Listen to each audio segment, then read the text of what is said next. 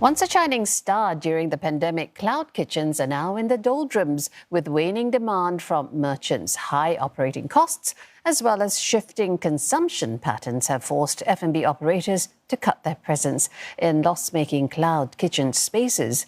Nasyrah Rohim with this report. For self-taught pitmaster Jace Ho, starting out in a cloud kitchen 3 years ago made financial sense, as it allowed her to test the market without much startup capital. That was until she found opaque billing for utilities and told me about other unsavory experiences during her 1.5-year stay. Unfortunately, I also had some experience where competitors were looking at my my storage rack to see what I'm using and everything. Yeah, so I realized that privacy and safety is my number one when I'm in this F&B field. But even for those with a private space like this fried chicken chain, there was a strong draw at the start to use these shared kitchens. It had rented out cloud kitchen space in areas where it didn't have a physical store, so as to cater to customers who order food delivery. But a change in consumer behavior led the business to exit the cloud kitchen space.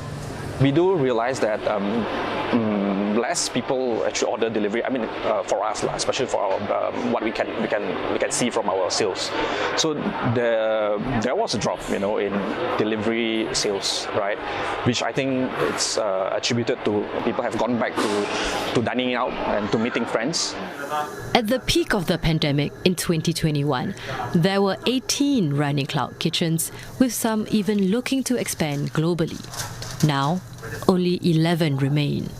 CNA contacted all these players to comment on this piece.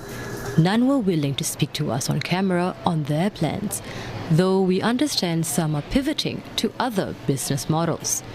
One analyst says they'll need to have a unique selling point in order to stand a chance amid challenging market conditions. Doing more for sustainability, doing more for social good, that is obviously one way to enable more business and also create that unique selling point.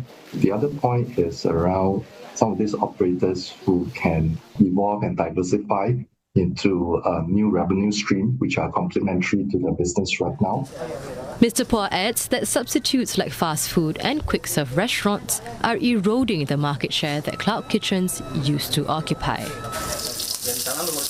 And with food inflation at about 2.7%, consumers are also switching to do more home cooking instead of delivery, dimming the outlook for cloud kitchen operators.